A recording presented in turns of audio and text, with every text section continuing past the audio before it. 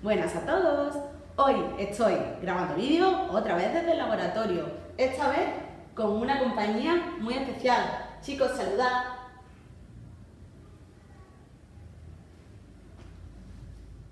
Lo primero, quiero pedir disculpas por aparecer últimamente muy poquito por el canal. Como muchos ya sabéis, han salido bastantes plazas en las oposiciones de Biología y Geología. Ay, Dios mío. Yo aún soy profesora interina y espero algún día poder sacar esa plaza. Sé que este año lo tengo muy complicado porque tengo muy poquita experiencia docente en centros públicos, pero aún así no desisto y sigo intentándolo. Así que todo el tiempo del mundo se lo están llevando preparar mis clases y las oposiciones. Me da muchísima pena abandonar de esta forma el canal al que tanto tiempo le he invertido y al que tanta ilusión le pongo, pero sé que es el momento de parar un poquito, estudiar e intentar ir a por todas. Espero que sepáis comprenderlo. No obstante, hoy he sacado un ratito de la tarde para grabaros un vídeo de Repasamos selectividad.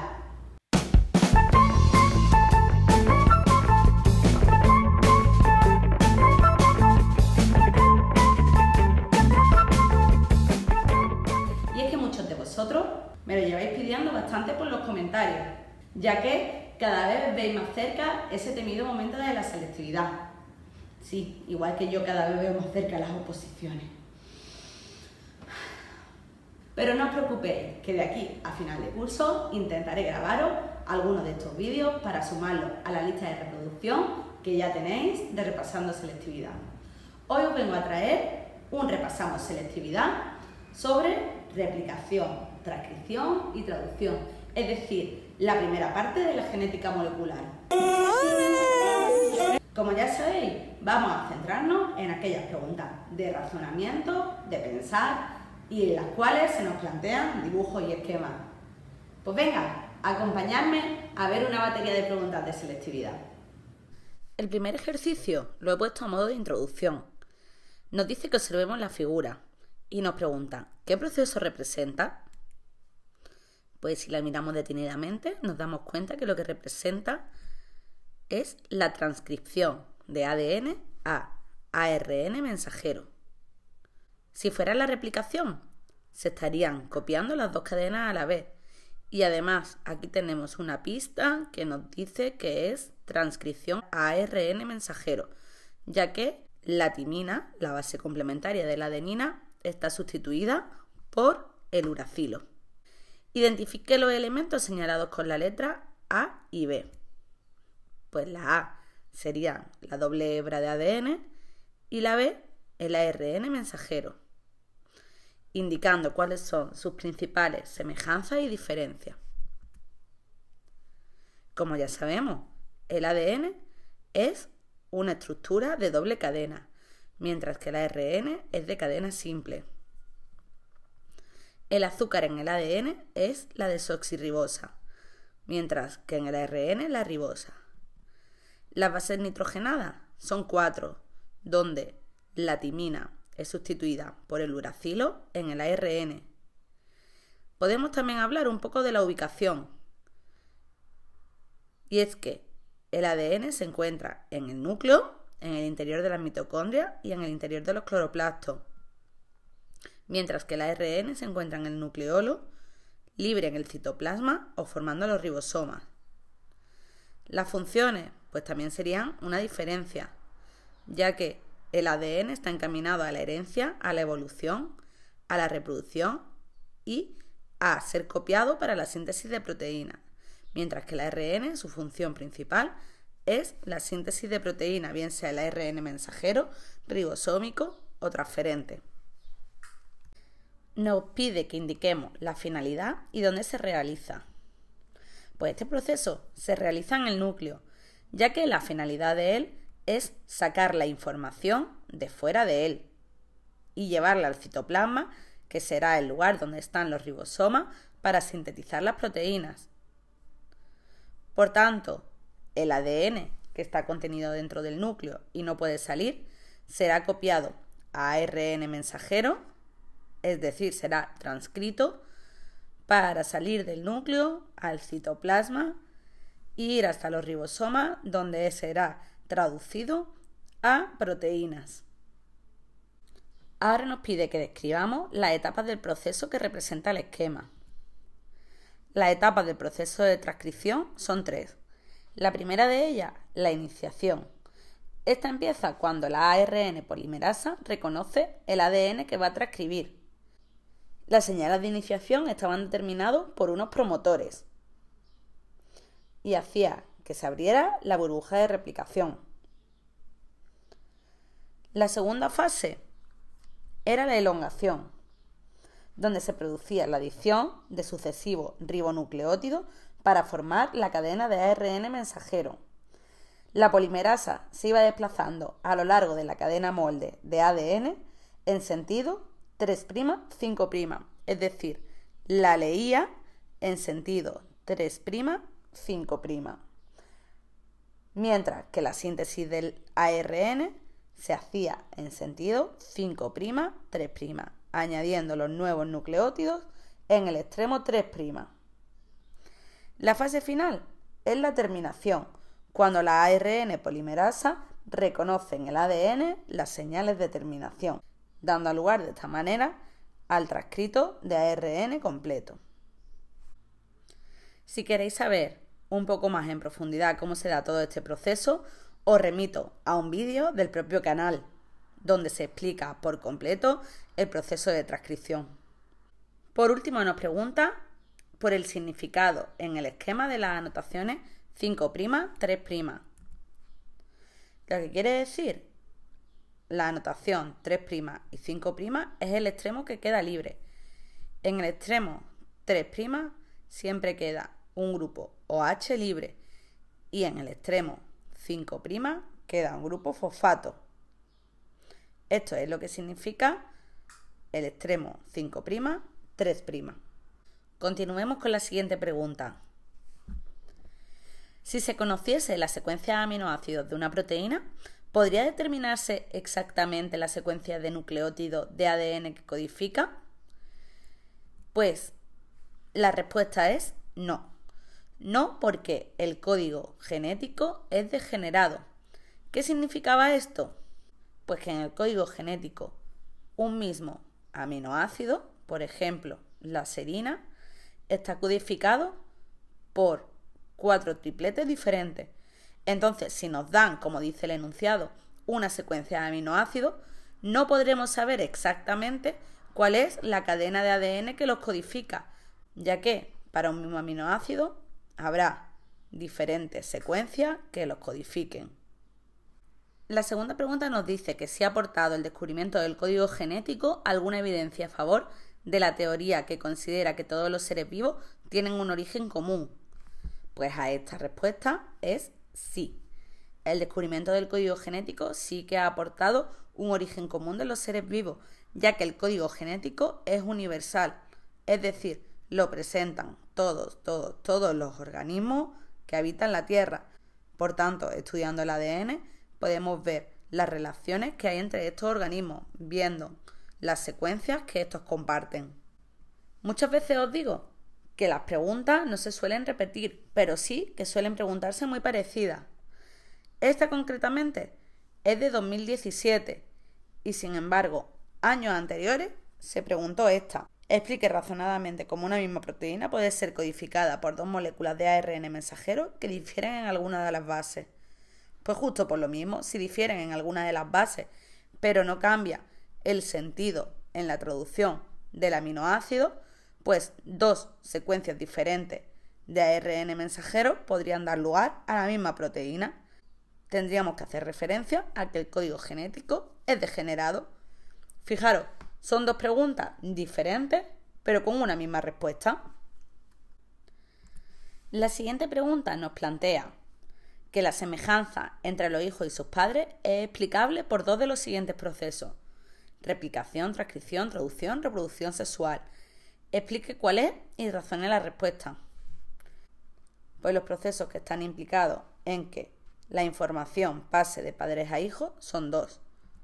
Por un lado, la replicación y por otro lado, la reproducción sexual. Transcripción y traducción no tienen nada que ver, ya que esto se refiere al paso de ADN a proteínas. Pero la replicación y la reproducción sexual sí que sí, ya que la replicación es importante a la hora de producir los gametos, ya que el material genético tiene que duplicarse para dar lugar por meiosis a las 4 células hijas resultantes que formarán los gametos. Estos gametos, por reproducción sexual, se unirán, es decir, el óvulo y el espermatozoide, por fecundación, se unirán. Por tanto, esa información que proviene de los padres, mediante la reproducción sexual y en la unión de la fecundación de los gametos, se transmitirá a la descendencia. La siguiente pregunta nos dice que la difteria está producida por la acción de una toxina de esa bacteria. La toxina impide la acción de la translocasa, que es una enzima que favorece el movimiento del ARN mensajero por el ribosoma. El efecto de esta toxina puede matar a la célula. Explique por qué. Pues muy sencillo. El ribosoma se debe mover en el ARN mensajero en sentido 5', 3'. Recordamos que el ribosoma se mueve en el ARN mensajero de 3 bases en 3 bases. Este movimiento se da gracias a la translocasa, lo que permite al primer aminoácido ocupar el sitio P, quedando el sitio A libre. De esta forma podrá entrar un nuevo ARN transferente que porte un nuevo aminoácido para unirse a la cadena polipeptídica. Si no se produce esta translocación, los diferentes sitios del ribosoma quedarán bloqueados, impidiendo la entrada de un nuevo ARN transferente que porte un aminoácido, parando de esta forma la síntesis de proteínas. ¿Por qué puede matar esta toxina? Pues por eso mismo, porque impide la translocación del ribosoma, impidiendo la síntesis de proteínas. Por tanto, el individuo morirá, ya que no se están generando las proteínas necesarias para sus funciones vitales. ¿Cómo se puede explicar que una célula típica de nuestro cuerpo posee alrededor de 10.000 tipos diferentes de proteínas si el número de aminoácidos distintos es solamente de 20? Pues volvemos a lo mismo. Aunque solo tenemos 20 aminoácidos diferentes, las combinaciones de estos 20 aminoácidos pueden ser infinitas. Es decir, tenemos 20 aminoácidos elevado a n combinaciones diferentes, dependiendo del número de aminoácidos que tengamos. Por ejemplo, para una cadena de 100 aminoácidos, 20 elevado a n, tendríamos todas esas posibilidades diferentes. La segunda parte de esta pregunta nos dice que cómo es posible que insertando el gen que codifica la insulina del ratón en un cromosoma bacteriano, la bacteria empieza a sintetizar insulina de ratón. Pues estamos introduciendo el gen del ratón en esta bacteria. La bacteria hará transcripción y traducción de ese ADN. Por tanto, si hemos introducido el gen de la insulina, también se traducirá dentro de la bacteria el gen de la insulina y se empezará a producir la proteína. Aquí os dejo una pregunta muy similar que cayó años anteriores, para que volváis a ver lo mismo que os digo. No suelen caer exactamente las mismas preguntas, pero sí muy parecidas. Siguiente pregunta. Si comparamos una célula hepática con una renal del mismo individuo, ¿contendrá su ADN la misma información genética? Por supuestísimo. Todas las células del cuerpo provienen de una célula inicial, el cigoto, y todas llevan la misma información genética.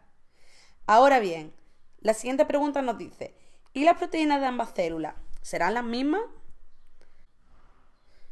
Aquí ya no, ya que cada célula formará las proteínas que necesita para realizar sus funciones vitales. ¿Y cómo unas células hacen unas proteínas y otras? Pues mediante el proceso de transcripción y traducción, ya que solo se transcribirá el fragmento de ARN mensajero necesario para sintetizar las proteínas que necesitan dichas células. Además, ese ARN mensajero podrá pasar antes por un proceso de maduración. Se usarán aquellas partes del ARN mensajero que se necesiten para llegar a la proteína que se quiere conseguir mediante el proceso de traducción. Pues vamos con la última pregunta. Parte de la secuencia de aminoácidos de una proteína está indicada en la fila superior del cuadro: leucina, serina, alanina, glicina y glutamato. Copie la siguiente tabla y complete los espacios en blanco con los tripletes correspondientes. Lo primero, nos da un ADN molde. Recordamos que el ADN molde se tiene que copiar a ARN mensajero. Entonces lo que tendremos aquí arriba será la secuencia complementaria a este triplete. Lo único que debemos de tener en cuenta es que en vez de timina tenemos que poner uracilo, puesto que estamos hablando de ARN mensajero. Aquí, ¿qué tendremos que poner? Pues el triplete complementario al ARN mensajero, es decir, el anticodón. Si esto es la cadena de ARN mensajero, nos estaremos refiriendo a el complementario, que será el anticodón. Con esto vamos a ir rellenando. Cadena complementaria, UUG. Y por tanto el ARN transferente va a ser igual que el ADN molde, pero no por nada, sino porque estamos haciendo todo el rato complementariedad de cadenas. Vamos a ir rellenando.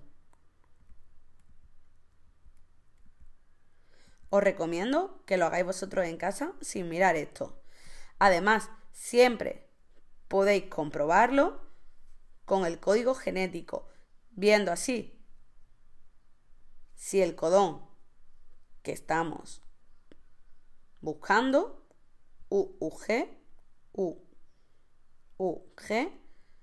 verdaderamente se corresponde con el aminoácido inicial, leucina.